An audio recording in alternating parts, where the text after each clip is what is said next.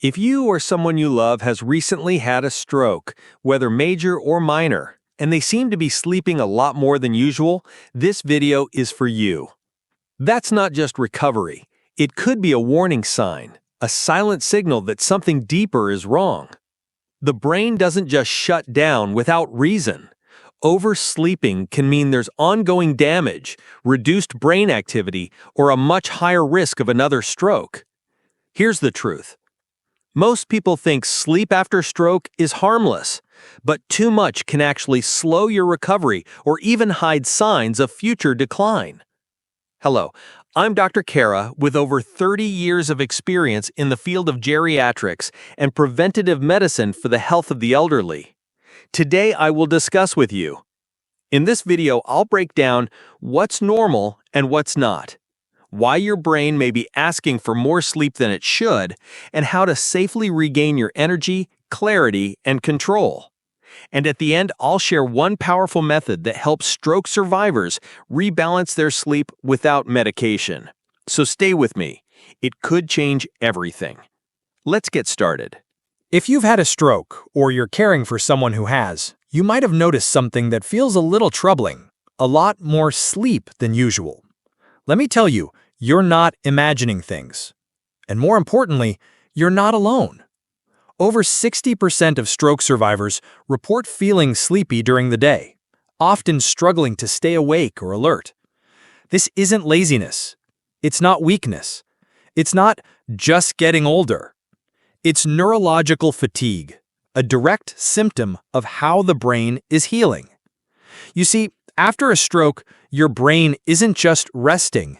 It's working overtime behind the scenes. It's trying to rebuild connections, reroute signals, and patch up damaged pathways. That takes enormous energy. So naturally, your body asks for more rest. In the early days or weeks after a stroke, this sleep is normal. It's even helpful. It's your body's way of entering repair mode, like putting up do not disturb signs while your brain gets to work. But, and this is important, if that deep fatigue continues well beyond the first few weeks, we have to pause and take a closer look. Sometimes, ongoing oversleeping can be a sign that something else is going on. It could point to persistent brain inflammation, or even damage to the reticular activating system, the part of your brain that controls wakefulness. In some cases, it might even be an early sign of vascular dementia, a condition we absolutely want to catch early. So if you're noticing more than 10 hours of sleep every day, or a loved one dozing off mid-conversation or during meals, don't brush it off. Talk to your doctor. Ask questions. You deserve answers. And remember, you are not a burden. You are not broken. You are recovering. If this message helped you feel seen or understood today, I kindly ask, please like and share this video. There are thousands of seniors out there who need to hear this, who need someone to tell them the truth with compassion. Today, I want to talk with you about something many stroke survivors quietly experience, but don't always know how to interpret, and that's sleeping too much. Now, as we've discussed before, some extra rest is expected in the weeks after a stroke. Your brain needs time to heal, and sleep is part of that repair process. But there's a point where sleep stops being helpful and starts becoming a warning sign. Let me say this plainly. If you or your loved one is sleeping more than 10 to 12 hours every day, and this continues for several weeks or longer, that's not just recovery. That's a red flag. Here are some important signs that sleep may no longer be normal after stroke. You're falling asleep during conversations or meals, almost like your body is shutting down without warning. You wake up from long naps, but instead of feeling refreshed, you feel foggy, forgetful, or disoriented. Despite all the hours in bed, you still feel tired. You still feel drained. Or perhaps your thinking is slowing down. Your mind feels heavier than before. These are not things to ignore. These are your body's way of asking for help, quietly but clearly. Now, let me talk about something especially important. Mini strokes, also known as TIAs, transient ischemic attacks. Many people don't even realize they've had one. The symptoms pass quickly and we tell ourselves it was nothing. But in reality, TIAs are silent strokes, and they are often the first domino before something more serious happens. And here's the key. If you're sleeping too much after what you thought was just a mini stroke, that's your clue. That might be your brain's way of waving a flag saying, "Hey, I'm still hurting." Don't ignore that, because silent strokes often stack up quietly, one after the other, and one day it leads to a major stroke, one that could have been prevented. So what should you do? Talk to your doctor. Share what you've noticed. Even small changes in sleep can help us detect bigger problems early. Ask about sleep studies, neurological imaging, or even reviewing your medication. Some can worsen fatigue. And please don't be embarrassed. You are not overreacting. You are being proactive, and that is how people heal. Before I go, let me ask you something simple. Have you or someone you care for been sleeping more than usual after a stroke? Hello again, my friend. It's Dr. Kara, and I want to thank you for staying with me through this important conversation. Today, we need to talk about something many people never hear from their doctors: the hidden dangers of sleeping too much after a stroke. Now, I know what you might be thinking, but Dr. Kara, isn't rest good? Doesn't my brain need time to heal? Yes, rest is part of healing. But there's a difference between resting and slowing the brain down too much. Let me explain. After a stroke, your brain goes through a process called neuroplasticity. That's your brain's ability to rewire itself, to find new pathways, rebuild connections, and recover lost function.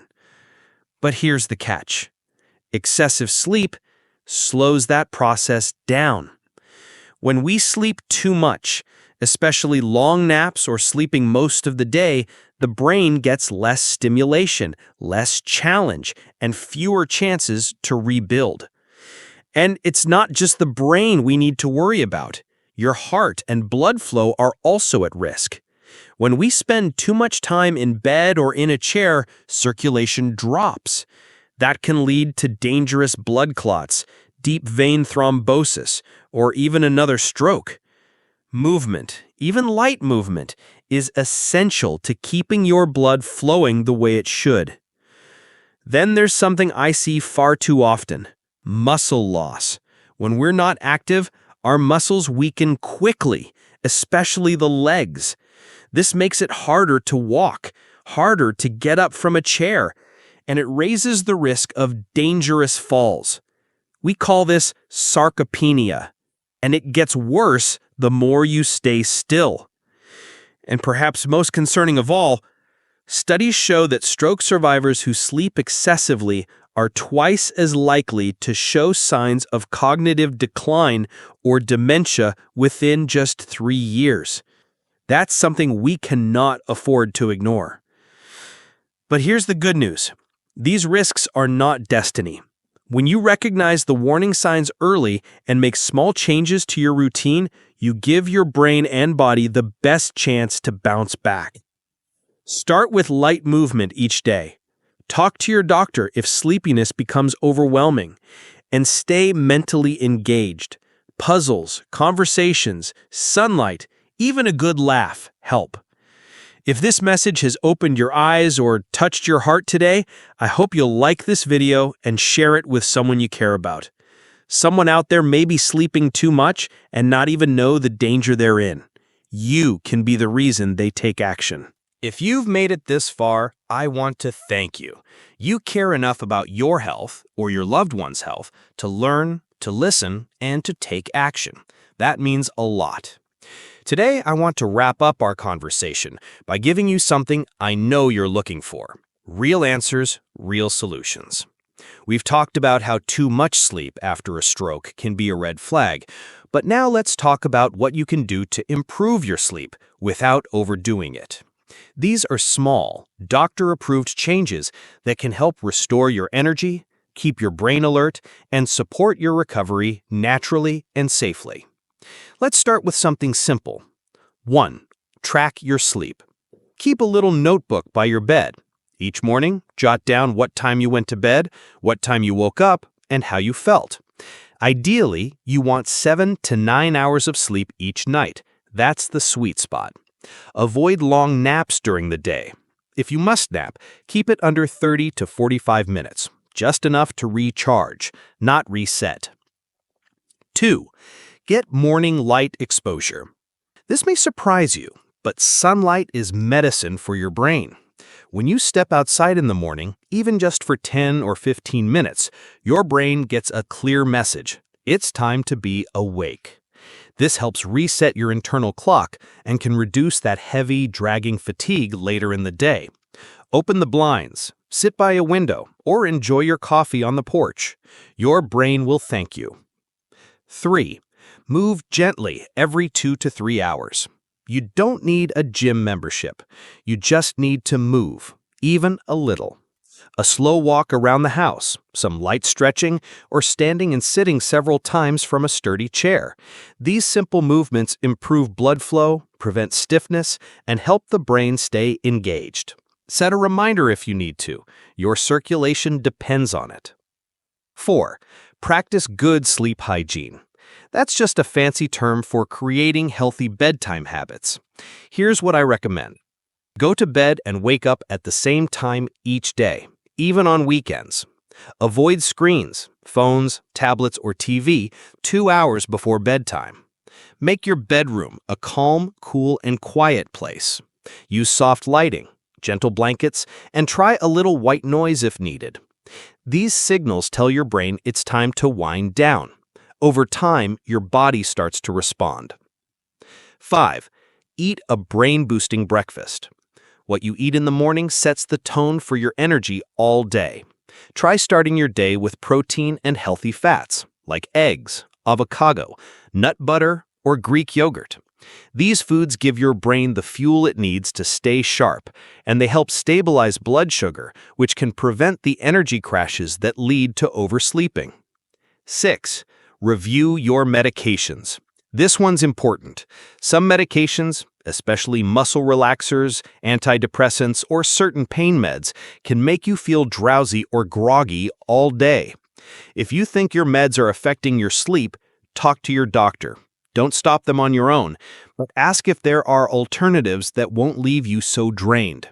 You deserve to feel rested, but not disconnected from your day. If you've been sleeping too much, feeling groggy, or just off after your stroke, these changes can help you reclaim your energy and your clarity one small step at a time. There are many seniors out there who are struggling silently. You could be the reason they start to feel better and take their first step toward recovery. Before we wrap up, I want to leave you with something simple but important. If you or someone you love has had a stroke, whether big or small, I want you to remember this. Sleep is a tool for healing, but it's not meant to become a hiding place. Your body knows when something's off, even when you don't always feel it right away. And sometimes it speaks in whispers, like extra fatigue, mental fog, or wanting to sleep more than usual. Especially after a mini-stroke, too much sleep can be a quiet warning. It's not always dramatic. There may be no pain, no paralysis, but the risk is still real, and your life may be whispering for attention. So please don't ignore it. Talk with your doctor. Ask about a sleep study. Ask if brain imaging might help explain why your energy is shifted. These aren't extreme requests. They're smart steps, and they could make a huge difference in your recovery. And you don't have to overhaul everything overnight. Start small. Take a morning walk, even if it's just to the mailbox. Eat something nourishing when you wake up. Set a gentle bedtime routine and stick with it. Each little habit is a message to your body that you're ready to heal, not just survive, but thrive. I'd love to hear from you in the comments. Are you or someone close to you sleeping more than usual after a stroke? What changes have you noticed? What's helped? And if this video helped you feel seen, informed, or just a little more hopeful today, please take a moment to like and share it. You never know who might need this message. A caregiver, a friend, or even a neighbor who's been too afraid to ask the questions you just heard answered. Thank you for spending time with me today. You're not alone in this. You're part of a community of strength, healing, and hope.